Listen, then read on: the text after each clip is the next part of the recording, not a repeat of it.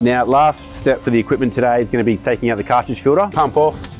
You need to shut any valves, do so. Bleed valve. It's going to allow some air to get into the tank, depressurize the tank. This cartridge filter's got a locking tab on the other side that we need to depress. Unscrew that, should be quite easy. All the way, there we go.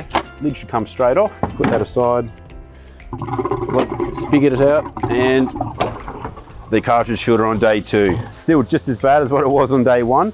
So you want to just make sure you get deep in those pleats. Working your way top to bottom is usually best practice.